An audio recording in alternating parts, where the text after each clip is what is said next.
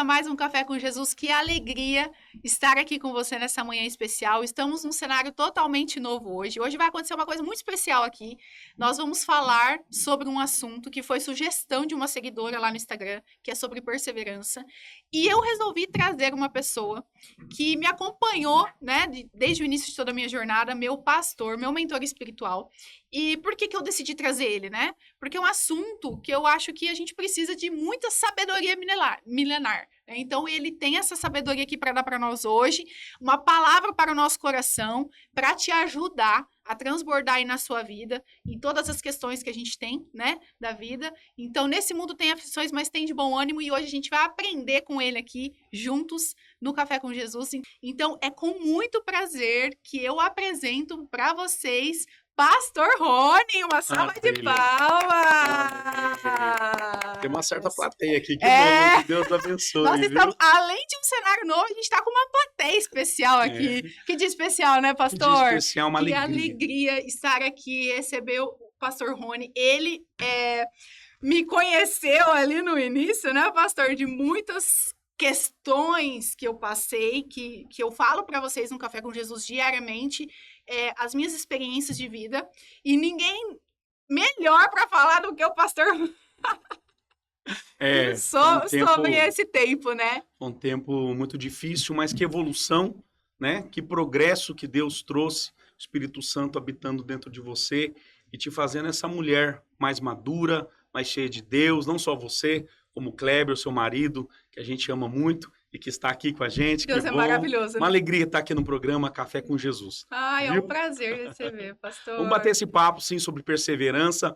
Aliás, vocês me deram uma camiseta escrita Indesistível. Eu usei quarta-feira agora, na tarde da libertação. Verdade. Camiseta Indesistível. Ministramos sobre isso, sobre sermos e como sermos indesistíveis, né? Sermos perseverantes no Senhor é o que a gente precisa aprender. Um tempo de muita gente cansada, desanimada, a gente precisa se levantar no Senhor e confiar nele, né? Isso é verdade, pastor. E isso é uma coisa que a gente vai deixando no dia a dia, né? E a gente vai se esgotando, porque são muitas informações que a gente tem hoje. A gente recebe muitas informações de todos os lugares, né? Em rede social, e é muita coisa, e aí as pessoas, elas ficam sobrecarregadas, né? E a gente tem que até começar esse assunto que a gente está falando sobre isso. Por que o senhor acha que tem tantas pessoas cansadas hoje? Tem tantas pessoas sobrecarregadas, assim?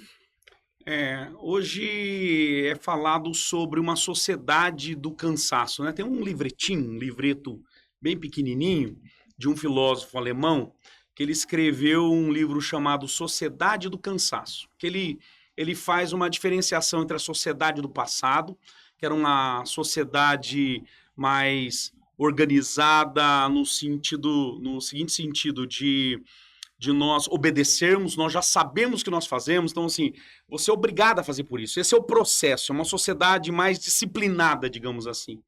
E hoje nós vivemos uma sociedade mais, entre aspas, liberta, uma sociedade que a gente pode chamar de sociedade do desempenho. Então a sociedade do desempenho é aquela que é exaurida por causa da cobrança pela performance. Você tem que performar aqui. Você vai ser exigida naquilo que você está oferecendo aqui, Luana, e eu também, nós vamos ser cada vez mais exigidos. As pessoas querem excelência, ok? Mas elas buscam excelência na sua própria vida. Isso é muito bom, tem a parte boa. Mas nós ficamos exauridos quando muito cobrados. Você falou de algumas vozes aí, né? Quantas vozes hoje? Hoje, de fato, há muitas vozes nos cobrando. Nós não recebemos uma cobrança só de um patrão. Nós não recebemos uma cobrança só de uma empresa. A gente recebe uma cobrança de várias vozes, de vários personagens à nossa volta. A gente recebe uma cobrança principalmente do nosso próprio coração. Essa autocobrança por um desempenho maior é o que judia da gente. É o que... Nós somos o nosso próprio patrão. Mesmo que eu trabalhe para uma empresa, mas eu fico naquela assim, não, eu sou meu próprio patrão. Então eu tenho minhas próprias metas pessoais. E tem uma outra coisa, que talvez nesse tempo que a gente vive, tempo digital, tempo, né, Nós não estamos mais no analógico, a gente está no digital. E talvez o Deus desse século, Luana, seja o entretenimento. De fato, seja o entretenimento. E o que acontece? Dentro desse mundo, dessa sociedade digital, a gente se compara demais. Então, nessa comparação, a gente estava falando isso um pouquinho antes de começar a gravar aqui, né? Quando a gente começa a comparar o meu perfil com o seu perfil, com o perfil de outro, e a gente vai se cobrando, vai se angustiando, vai se chateando. Tem que fazer cada vez mais, porque o meu não tá bom e o do vizinho tá melhor, e, né? O número dele é maior, o resultado dele parece que é maior, que é melhor. Isso vai cansando a gente, vai? Não vai? Essas cobranças não vão cansando a gente vai ficando exausto. Uma mãe, a gente tem minha esposa trabalha, é mãe, dona de casa, esposa, mulher de Deus, tá ali na igreja comigo, mas quantas cobras servindo, então assim, quer ser excelente em tudo. E a gente tenta ficar buscando esse equilíbrio no meio disso tudo, e a gente fica muito cansado. E isso, para as mulheres, eu me pego muito nisso, né? É porque eu acredito que, assim, as mulheres séculos passados, elas ficavam muito felizes com a função dona de casa, esposa. Sim. Né? E aí, essa questão de hoje, muita informação, comparação, redes sociais, nós mulheres, a gente quer o quê? Ser excelente realmente em todas as áreas. Então, eu empreender, quero... conquistar. Uma é uma mulher empoderada, é uma mulher forte. Exato. Tem que ser mesmo, mas qual é o limite dessa cobrança? A gente fica naquela, eu tenho que dar conta de tudo, né? E isso a gente vai ficando cansado. Mas, trazendo uma palavra agora de, né, perseverança. O que é a perseverança à luz da Bíblia? Para as pessoas que estão cansadas, que se sentem nesse lugar, nossa, eu tô esgotado, eu tô cansado, eu preciso de virar essa chave. Né? Para nós, né, Luana, como Jesus é o nosso exemplo de alguém que sabe como viver de verdade. Jesus, ele discerniu isso no coração das pessoas, esse cansaço. Cansaço pelo pecado, cansaço por viver uma vida que não era o propósito de Deus. Você está cumprindo um propósito que é de Deus para você aqui.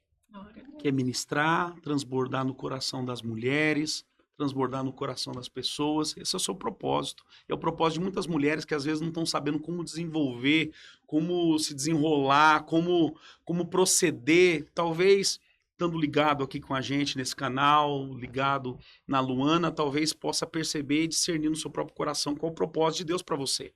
Isso é importante. Luana, mas Jesus discernindo isso, ele disse certa feita, vinde a mim, todos os que estão cansados e sobrecarregados, e eu vos aliviarei. Apesar de ser algo muito da nossa sociedade moderna, mas no tempo de Jesus o pessoal estava cansado também, estava sobrecarregado, havia governo sobre eles que pesavam altos julgos, e Jesus diz, aprendei de mim que sou manso e humilde de coração. O contrário de mansidão é alguém selvagem. Então a pessoa, quanto mais selvagem ela é, né? Quanto menos humilde, ou seja, o contrário de humildade é orgulho. Então, a pessoa orgulhoso, selvagem, vai para a luta, se cobra demais, cada vez mais cansaço. Aprenda de mim que sou manso e humilde de coração e encontrareis descanso para as vossas almas. Porque o meu fardo é leve, o meu jugo é leve, o meu fardo ele não é pesado. Eu entendo muito isso, porque o fardo do mundo é pesado. Né? Porque o fardo do mundo é realmente essa comparação, essa performance, essa execução a todo momento, mas quando a gente troca o fardo do mundo pelo fardo de Jesus, é totalmente leve, né? Porque a gente entende que a gente está no tempo dele, tudo coopera para o bem daqueles que amam, né? Então, a gente não se sente atrasado. Por muito tempo, eu me senti atrasada, sabe? Tipo, na questão... E isso me trazia um cansaço muito grande. Que, tipo... Nossa, eu já tinha que estar fazendo tal coisa, já tinha que ter tal coisa. Então, às vezes, uma pessoa que... Sei lá, 30 anos, eu já tinha que ter filho, já tinha que estar casado, já tinha que ter uma casa, já tinha que ter um carro. Eu já tinha que ter com a minha profissão em tal situação. Estabilizado. Então, isso traz um cansaço do mundo. Mas quando a gente vem para Jesus, a gente entende que essas coisas, elas são... terrenas, né? De alguma maneira querendo agradar o gosto e o projeto da maioria para sua vida. Exato. As pessoas queriam projetar em você às vezes, o que talvez elas não estavam conseguindo, o que conseguiram e acham que você tem que fazer isso. E você fica naquela cobrança, autocobrança, né? Essa autocobrança, essa culpa, gera culpa. Você sentiu culpada já muitas vezes. Mãe, geralmente, quando nasce uma mãe, nasce uma culpa, né? Nasce uma mulher, nasce uma culpa, às vezes. Porque é tanta cobrança. Já ouvi essa frase. Tanta cobrança, não é verdade? Então, assim, mas aí que tá. Quando a gente descobre o nosso propósito, foi o que você descobriu, Luana, quando você entendeu que você não ia mais trabalhar, se desenvolver, progredir para conquistar o apoio das pessoas, a reação das pessoas positiva para você, né? A afirmação das pessoas. Esse reconhecimento das pessoas. Quando você foi para a vida baseada no que Deus pensa acerca de você, baseada no que você entende ser de Deus para a tua vida, a sua identidade foi reconhecida agora nele. Quando você, como Jesus, vou te dar um exemplo aqui. Jesus, antes do ministério dele, ele foi batizado por João Batista, não foi? Sim. Ali no batismo de Jesus, o céu desce de uma maneira especial. O Espírito Santo, em forma corpórea de pomba, ele desce. E uma voz do céu é ouvida. Jesus sai das águas, a trindade ali, essa cena é a trindade revelada, né? Jesus saindo das águas, o Espírito Santo descendo e uma voz do céu que é o Pai dizendo: este é meu Filho amado, em que meu coração tem prazer. A partir desta palavra, Jesus sai e 3 anos e meio ele trabalha, ele desenvolve. Se tem alguém que trabalhou bastante, alguém que usou todo o seu potencial, a sua divindade e sofreu na sua humanidade, foi Jesus. Mas por que ele não se cansou como a maioria? Porque ele não foi para agradar as pessoas, ele não trabalhava para se autoafirmar ou para receber a afirmação das pessoas. Ele já fazia tudo isso baseado na palavra que ele já recebeu. Este é meu filho amado. Você entende a diferença? No propósito que ele tinha. No propósito que ele tinha. E ele não olhava para os lados, ele falava: eu vou cumprir o meu propósito. Exatamente. Pode vir qualquer bombardeio, qualquer coisa acontecer, sair do trilho, mas é o meu propósito. É o meu Exatamente. propósito. Ele não tinha dificuldade de falar não.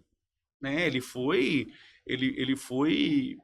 pedido a ele: se o senhor não quer ir para a Grécia, você não quer ir para os gregos falar dessa filosofia? Ele não. Ele sabia onde ele estava, ele sabia o que ele tinha que dizer. Ele não saiu da fronteira de Israel. Jesus não foi para outros países evangelizar, ele ficou ali. Então, assim, ele sabia do propósito dele. Então, quando a gente entende o nosso propósito, quando a gente entende para que Deus nos colocou aqui, como você está entendendo, eu vou dizer, é muito mais fácil perseverar, não é? É verdade. Então, assim, a perseverança tem tudo a ver com a essência, com a causa. É uma causa nobre, muito mais fácil perseverar. Agora, se você não tem causa, se você não tem propósito, tudo para você... Dor, sofrimento. Vai ter dor, sofrimento e cansaço, porque, para quem não sabe para onde está indo, qualquer caminho serve. E às vezes o caminho está ruim, vai pegar outro caminho, pegar outra coisa, não é? É verdade. E uma pergunta muito interessante que eu enxergo hoje, que muitas pessoas, como elas não têm esse discernimento, elas entendem esse caminho de dor e sofrimento como uma rejeição de Deus. Sim, é verdade. Sabe? É verdade. Elas entendem que, tipo, é como se a fé fosse se esfriando e que aí se acostuma com esse cenário e não consegue sair desse cenário e enxergar uma perspectiva diferente, né? E o que o pastor acha sobre isso, assim? Como que as pessoas... Por que as pessoas estão nesse... Você já se sentiu assim? Tô fazendo tudo certinho, como manda o figurino. Não tô fazendo nada de errado, E as coisas não estão acontecendo do jeito que eu espero. Não tô tendo um resultado rápido, imediato daquilo que eu esperava. Isso me traz algum tipo de entristecimento, de dor, de angústia.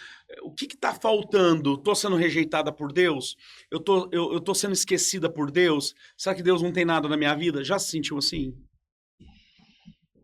Olha, eu acho que muito tempo atrás, bem no começo, quando eu passei por muitas questões que o pastor sabe no relacionamento, naquele momento, às vezes eu ficava assim, nossa Deus, o que que eu Cadê faço? você? É, tipo, Eu já passei pra onde que muito eu por isso. vou? Sim, todos nós, é natural. Até nós entendemos o que é graça. Quando a gente entende que eu vivo debaixo de graça e não de mérito, porque é o seguinte, quando a gente é uma sociedade que trabalha muito questão de mérito, tudo bem, eu acredito, tem que acordar cedo, tem que dormir tarde, tem que trabalhar, mas se o Senhor não edificar a casa, em vão trabalham na edificação dela. Se o Senhor não guardar a cidade, em vão a câmera, né, de segurança, a cerca elétrica, é em vão tudo isso, os soldados, policiais, é em vão tudo isso.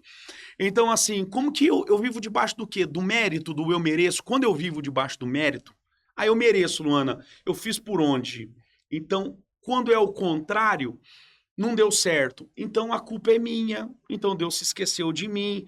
Quando eu vivo debaixo da graça, o que significa graça?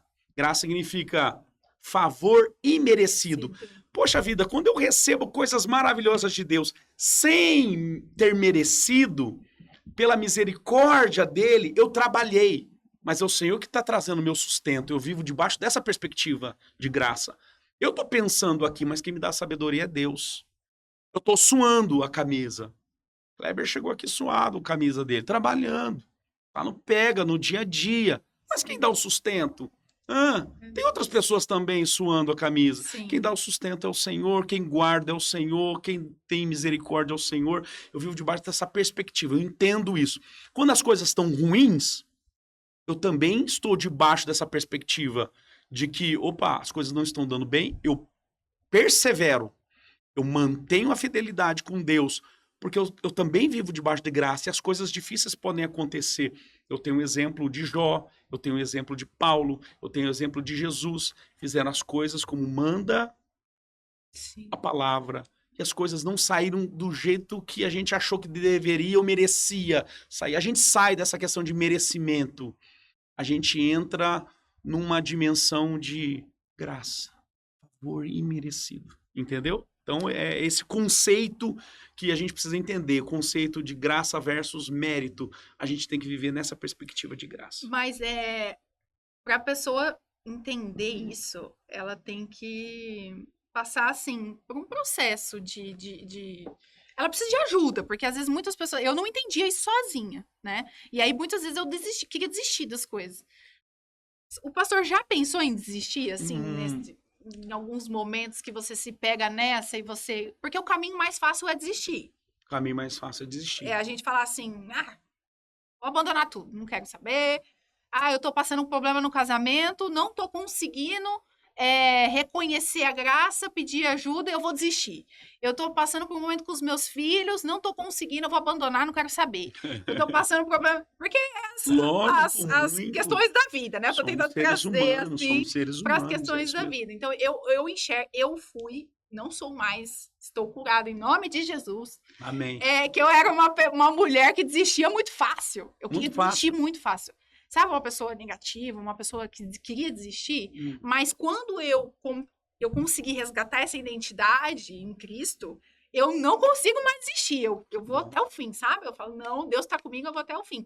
Mas o padrão da maioria das pessoas hoje em dia é levar para essa desistência de uma forma muito fácil. Sim, muito provavelmente porque não sabe para onde está indo. Quando não se sabe para onde está indo, qualquer caminho serve. E aí os caminhos, quando vão ficando difíceis e complicados, que geralmente são, a desistência é mais fácil. Porque é o seguinte, a perseverança, eu vejo a perseverança como uma virtude. E ela é uma virtude coringa. Por quê? Presta atenção.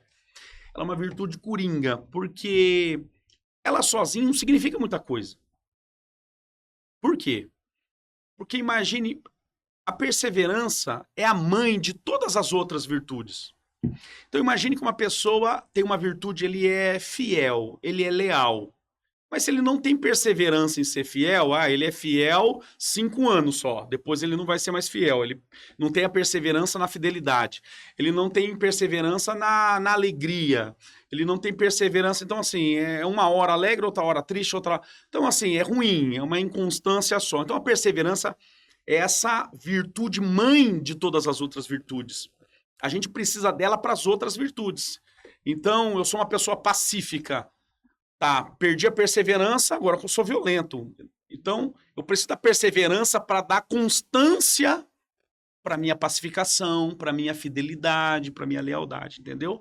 Então, a perseverança por si só, ela não significa muita coisa. Ela precisa de um bom argumento, uma boa causa.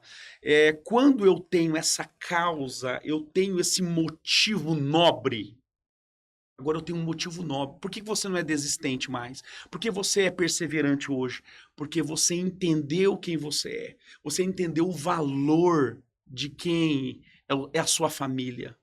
Você entendeu o valor do seu propósito. Não faz sentido eu desistir, abrir mão, porque é muito valoroso. Eu luto até o fim, eu morro batalhando. Eu não luto qualquer batalha. Sabe o que eu acho bonito em Davi? Você pode até me ajudar nisso. Davi, ele não lutava todas as batalhas. Davi não lutava todas as lutas. Já viu gente que luta todas as lutas? Ele não pode ver uma luta que ele entra. Ele não pode ver uma briga que ele entra no meio. Ele não pode ver um rolo que ele se enfia junto. Entendeu? Davi não. Davi, quando ele chegou e estava todo o exército de Israel enfileirado e o exército dos filisteus enfileirados, um contra o outro, e Golias tirando sarro. Quem é? Pega alguém, vem aqui lutar contra mim. Davi chega, levando a marmita para os irmãos. O irmão dele, mais velho, começa a brigar com ele. Começa uma luta com ele. Começa a dizer: o que você está fazendo aqui? Eu sei o que você está fazendo aqui. Você está querendo saber da... Não, calma. Davi, ele fica em silêncio, não briga com o irmão dele, se retira em silêncio e vai falar com o rei Saul. Eu luto contra Golias. Ele vai lá, luta contra Golias e Deus dá a vitória. O que é isso? Davi escolhia suas batalhas. Ele era perseverante naquilo que valia a pena. Porque quando a gente é perseverante no que não vale a pena, numa bobagem, num pecado, numa coisa... Se a pessoa ele fica batendo boca lá com... O irmão mais velho não chega em canto nenhum. Não é? Não tem gente que fica... Não ia resolver nada. Um brigueiro total dentro da família dele. Não ia resolver nada. Não chega em canto nenhum. O que você tá falando? Não sei o que. Exatamente. Então, ele soube escolher a sua batalha. Perseverança naquilo que não vale a pena, não tem valor, é uma teimosia. Nós não estamos falando sobre teimosia aqui, a gente está falando sobre constância. Sim. Constância está muito ligado naquilo que vale a pena. Agora, por isso que você não desiste mais, por isso que você está uma moça perseverante, você e o seu marido, você e sua família, você e sua casa, são pessoas agora que não desistem, porque encontraram o tesouro mais valioso. Entende? Não é qualquer coisa, não é qualquer vento que vai fazer você esmurecer, Luana. Nem a mim. E eu lá atrás também. Não só pensei em desistir. Teve coisas lá atrás na minha vida que eu desisti. Coisas que talvez eu não deveria nem ter entrado. Em batalhas que eu não deveria nem ter me colocado. Eu entrei. Coisas que eu tentei. Por quê? Estava faltando ainda um propósito, uma visão. Faltava uma visão. Faltava uma consciência expandida. Faltava amadurecimento. Eu acho que é isso. É isso que eu vejo em você hoje, Luana. Verdade. Muito mais tenho falado sobre isso com você, né? Agora a gente falando sobre perseverança, todo esse cenário de perseverança, eu tenho uma questão que muitas vezes eu, até recente, tá? Eu não consegui entender o tempo de Deus. Porque, assim, tem momentos que a gente fala que Deus não tá respondendo, né? Deus tá quieto, não tá respondendo. Eu peço uma resposta, não vem. Eu acho que tá demorando.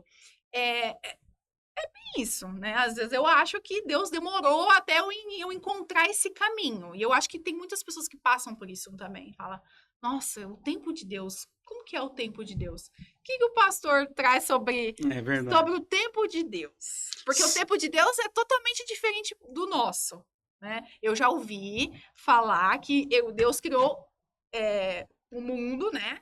em 7 dias. Só que esses 7 dias, cada dia eram 1000 anos. Será que isso é verdade? Tem várias interpretações desse Yom, que é relacionado a dia, ou eras, séculos. A palavra Yom, desse primeiro dia, é a palavra Yom no hebraico, que significa dias, eras, séculos, períodos. Então, assim, pode ser que sim, pode ser que não. Eu acredito na literalidade, sim, e sem problema, que fez em 6 dias, ao 7º descansou. Tem uma ordem. O importante desse texto é exatamente isso que você disse. Deus tem o tempo dele, né? E nós temos o nosso tempo. E Deus demora, Luana. Não, Deus chega no tempo certo, alguém pode pensar. Não, Deus chega no tempo certo e você está correto. Então Deus não demora, ele está no tempo certo. Mas a sensação nossa é que ele demora uma eternidade. Talvez tenha gente participando com a gente aqui agora, Luana, está dizendo assim, parece uma eternidade, eu estou aguardando. Eu tô aguardando aquela pessoa amada até agora, gente que está cansada de ficar sozinha, gente que está esperando aquela bênção, gente que está esperando aquele resultado na empresa, gente que está esperando na sua saúde, enfim. Então, assim, Há muitos tipos de espera, né? há muito tipo de espera. E esse cenário da espera, Dá uma sensação de demora. É. Dá uma sensação de demora. E deixa eu te falar uma coisa muito importante.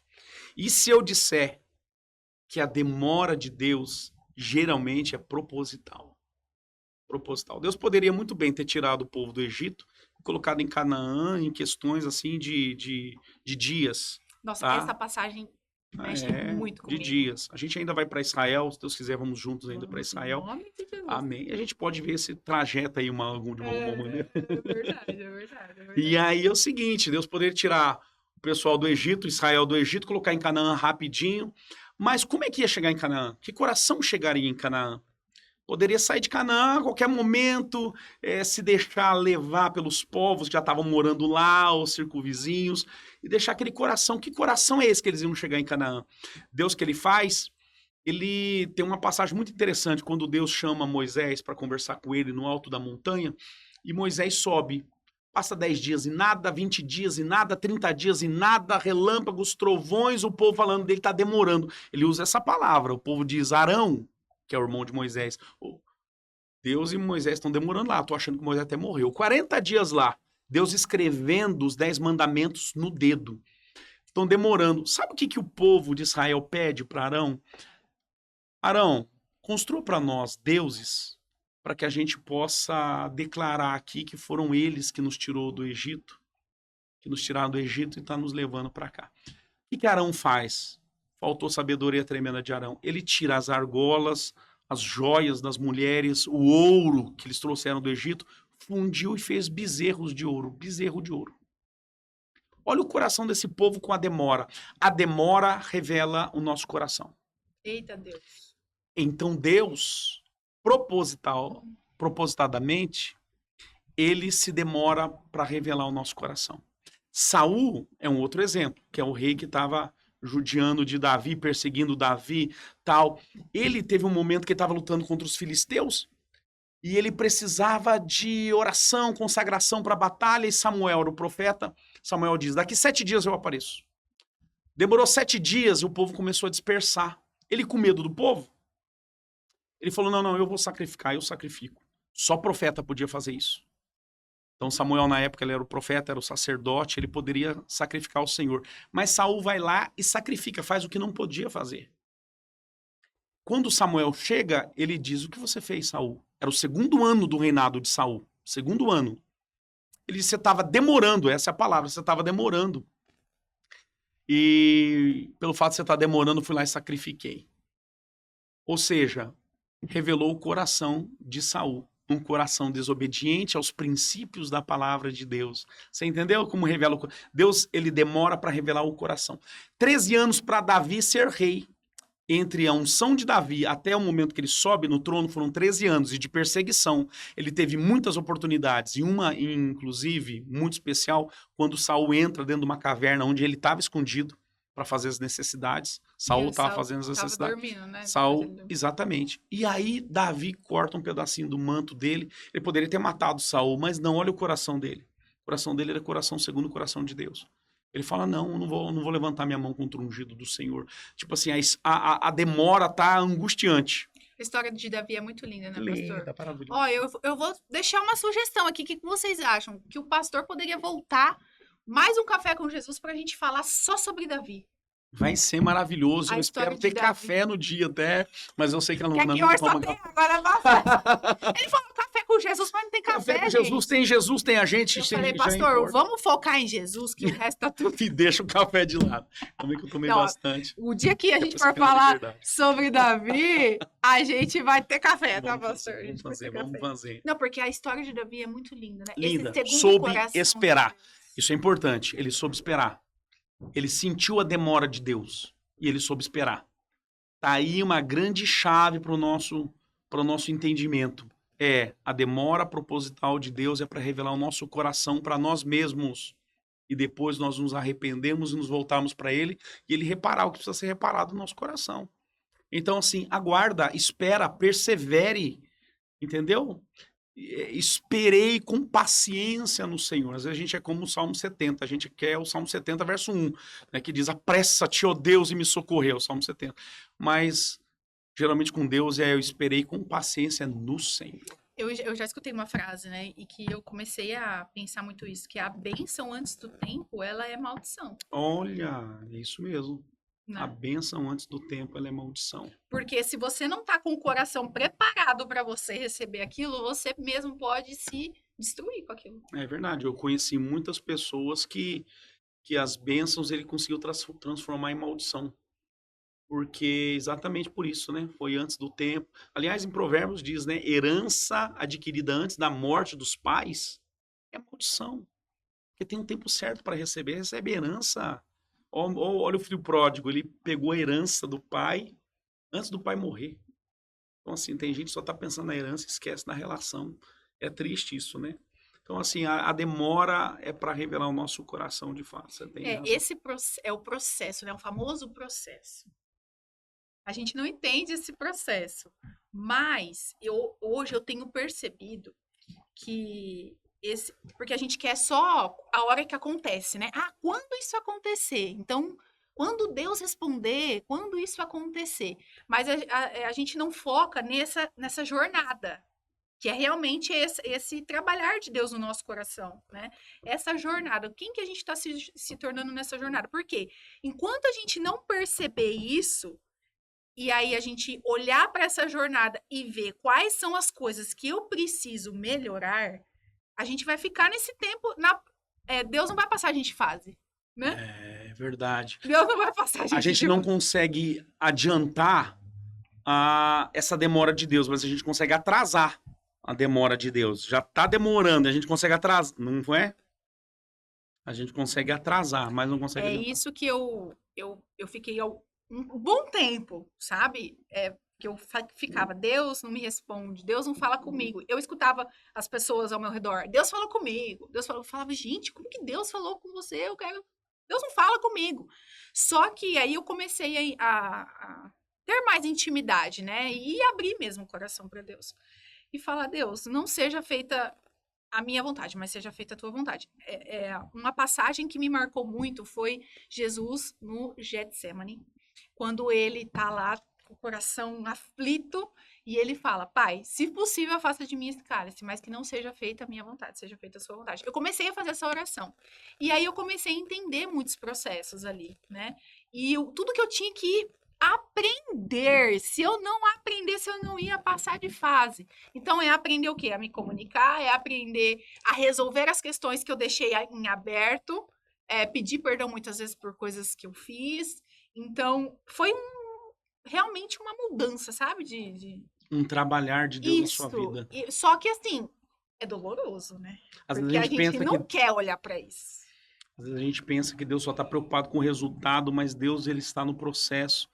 Tem uma ilustração que eu escutei uma vez, pastor, que o pai chamou o garotinho para lavar o carro junto com ele, né?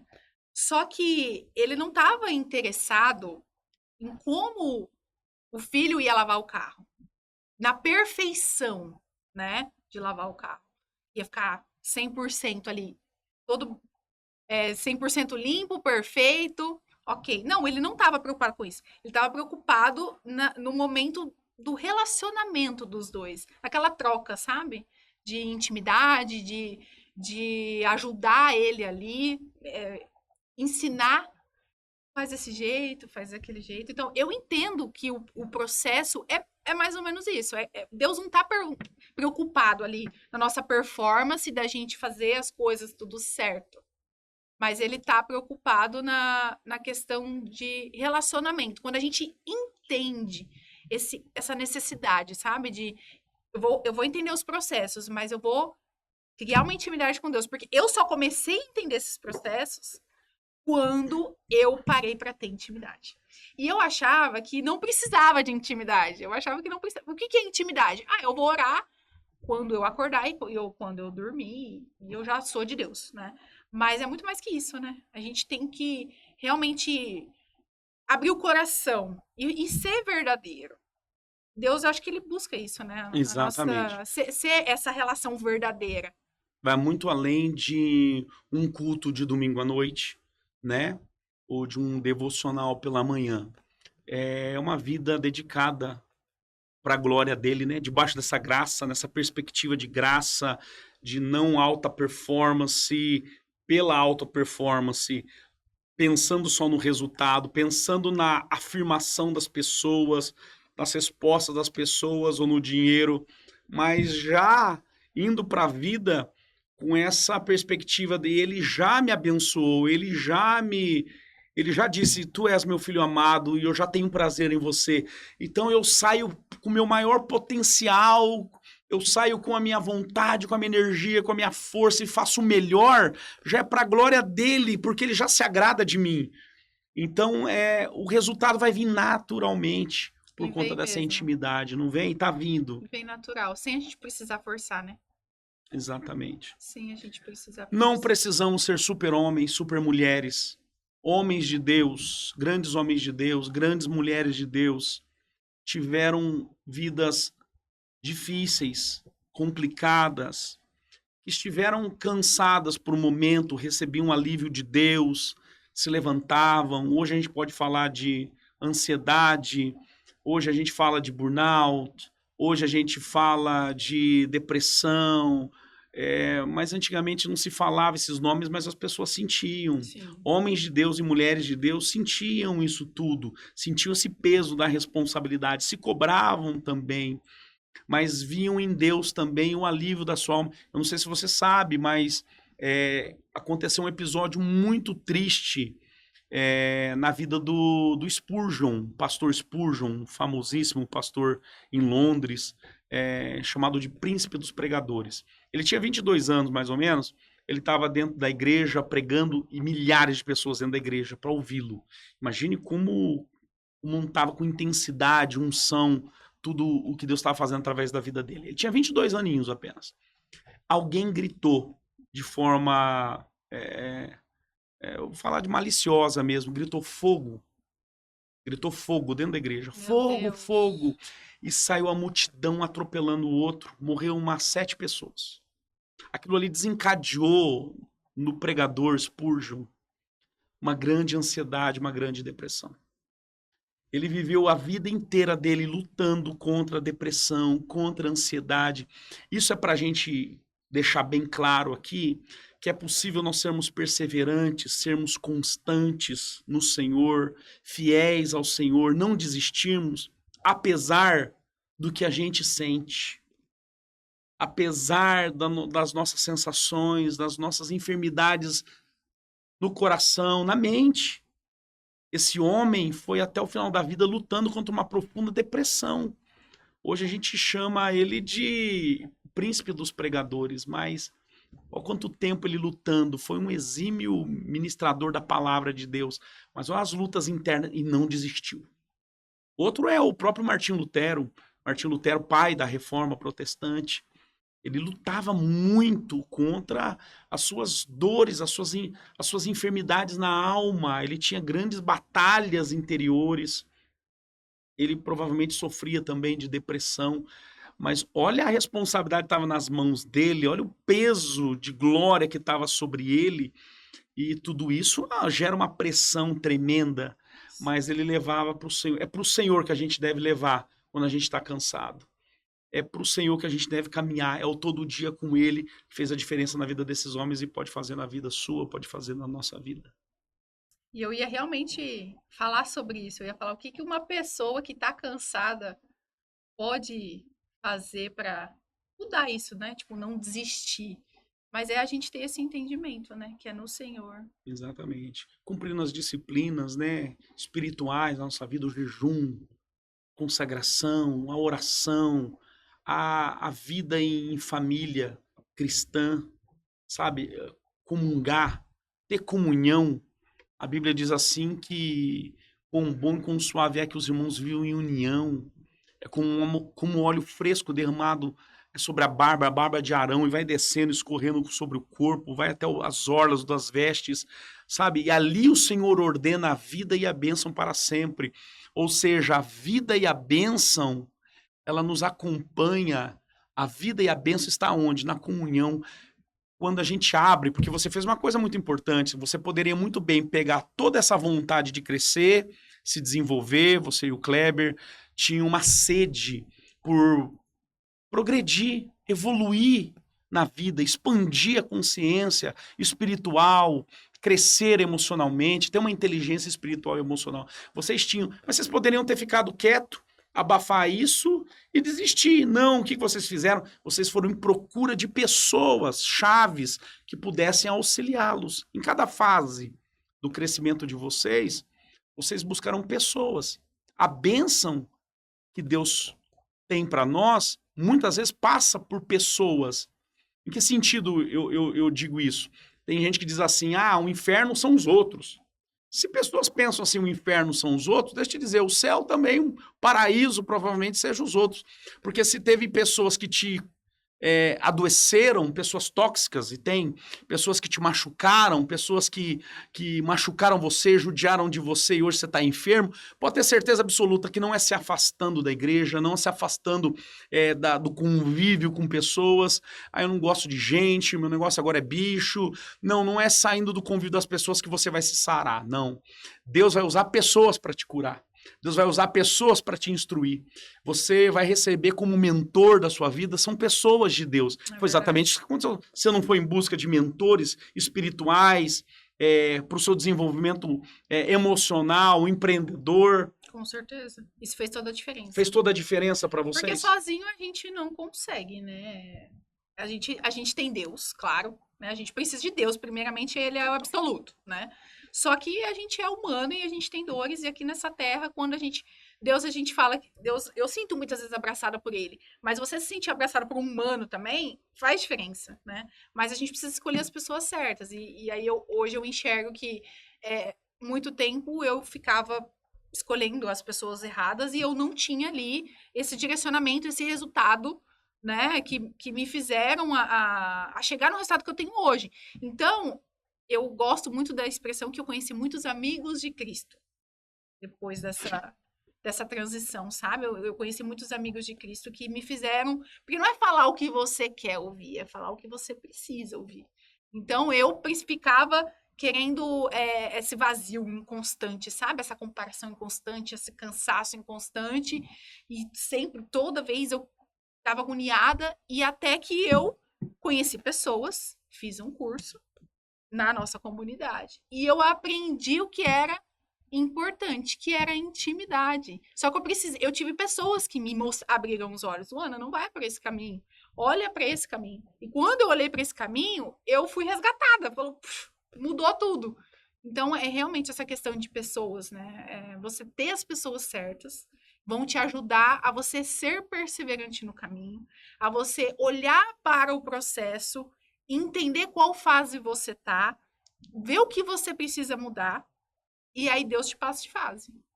Não é isso? Muito bom. Luana, acho que você é uma testemunha viva desse processo, dessa possibilidade, e que isso sirva de inspiração para muitas outras mulheres, aquelas que estão participando com a gente agora, e homens que estão nos vendo também, que seja de inspiração que Deus fez na vida do Kleber, da Luana, pela entrega, pelo comprometimento dentro de uma mentoria, dessa calma em ouvir o que não queria ouvir, de ser confrontada muitas vezes com a palavra confronta a gente, né? A palavra não só consola, ela confronta a gente, às vezes é dura, não é? É.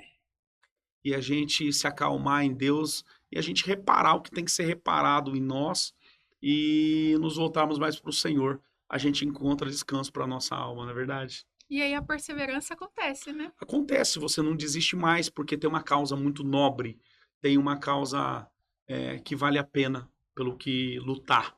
A gente não desiste mais, a gente vai para frente, a gente, a despeito das adversidades, das lutas, das questões que nos oprimem, a gente está numa constante em aguardar a volta do Senhor da maneira mais íntegra, mais correta possível. Não somos perfeitos, tem hora que a gente vai deslizar, tem hora que a gente vai errar, sim, né? Mas... Na vida eu enxergo que, na verdade, é mais erros do que acertos. Mas a gente pega esses erros e transforma em acertos e a gente vai aprendendo a cada dia não errar mais com as mesmas coisas. Exatamente, um reparo. Né? E você vai ali, arruma aqui, arruma aqui, arruma aqui. Deus não quer a perfeição, Deus quer a nossa disposição. Nossa disposição, até porque a gente não consegue ser perfeito.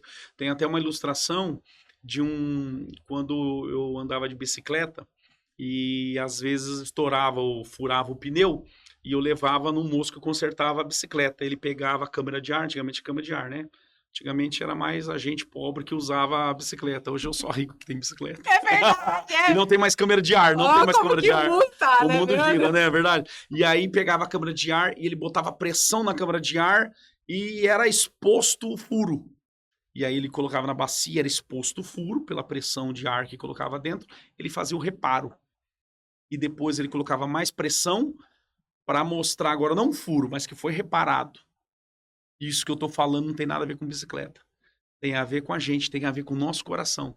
Tem a ver com a gente entender que a pressão na nossa vida revela as nossas debilidades, as nossas fraquezas, onde a gente precisa reparar, onde a gente precisa consertar, onde Deus precisa trabalhar em nós. E aí às vezes vem a mesma pressão mais para frente, e aí a gente vai ver, olha, foi reparado, estou diferente.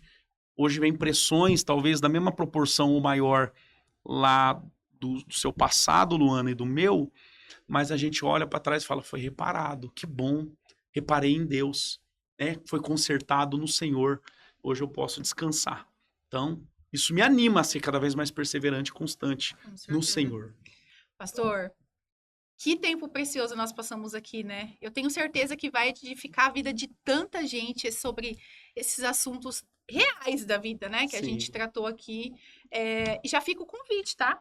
Vamos fazer um novo Café com Jesus sobre a história de Davi, que eu tenho certeza que vai nos edificar mais ainda, né?